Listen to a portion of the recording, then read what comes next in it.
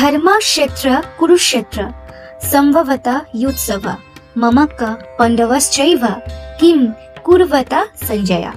অনুবাদ: ধৃতরাষ্ট্র বললেন, হে সঞ্জয়, ধর্মক্ষেত্রে কুরুক্ষেত্রে যুদ্ধের ইচ্ছায় সমবেত আমার পুত্ররা ও পাণ্ডবেরা কি করল? এই শ্লোকটির বক্তা হচ্ছে অন্ধরাজা ধৃতরাষ্ট্র। তিনি স্বভাবতই নিজের পুত্রদের পক্ষপাতী ছিলেন। তার অন্ধত্ব শুধু শারীরিক নয়, নৈতিক অন্ধত্বের প্রতীক।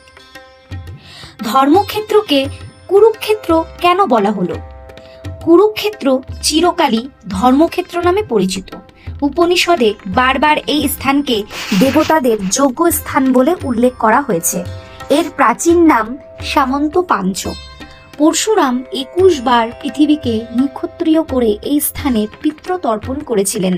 দুর্যোধনের পূর্বপুরুষ বিখ্যাত কুরু রাজা এই স্থানে বরলাভ করেছিলেন। যে ব্যক্তি এই স্থানে তপস্যা করবে অথবা যুদ্ধে প্রাণত্যাগ করবে তার স্বর্গবাস হবে। তাই এই নাম কুরুক্ষেত্র। প্রাচীন গ্রন্থে বারবার কুরুক্ষেত্রকে ধর্মক্ষেত্র বলে উল্লেখ করা হয়েছে। তবে আরো সহজভাবে বলা যায়, এটি এমন একটি ভূমি যেখানে ধর্ম জয়লাভ করে আর অধর্ম পরাজিত হয়, যেখানে স্বয়ং ভগবান শ্রীকৃষ্ণ ধর্ম সংস্থাপন করে গেছেন। এই শ্লোকের মধ্যে ধৃতরাষ্ট্রের মনোভাবও পরিষ্কারভাবে লক্ষ্য করা যায়। তিনি শ্লোকে বলেন, মামকা মানে আমার পুত্র, পাণ্ডবা মানে পাণ্ডুর পুত্র। দুই পক্ষকে সমানভাবে না দেখে তিনি নিজের পুত্রদের আলাদা করে গুরুত্ব দিয়েছেন। এটি তার পক্ষপাত ও অন্যায়ের প্রতি ঝোঁককে প্রকাশ করে। ধৃতরাষ্ট্রের ভয়েরও কারণ পরিষ্কারভাবে ফুটে উঠেছে। ধর্মক্ষেত্রে যুদ্ধ হচ্ছে বলে তিনি খুবই উদ্বিগ্ন, কারণ তিনি ভালোভাবেই জানেন ধর্মক্ষেত্র অধমের জয় সম্ভব নয়। মনে মনে তিনি এও জানেন তার স্বপুত্র অধর্মের পথে। বেশিরভাগ আদর্শ, সত্য ও ন্যায়ের পথে চলছে কারা?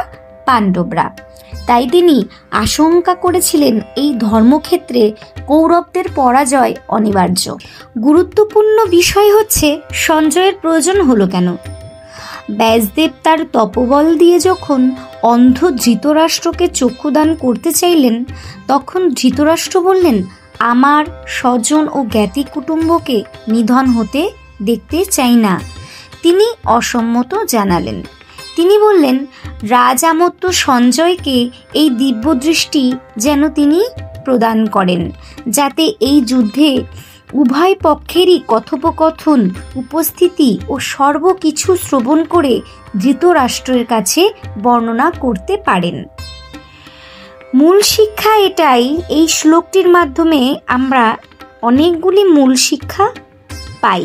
তার মধ্যে একটি গুরুত্বপূর্ণ শিক্ষা হচ্ছে, অন্যায় পক্ষপাত অন্ধত্বের মতোই ক্ষতিকারক।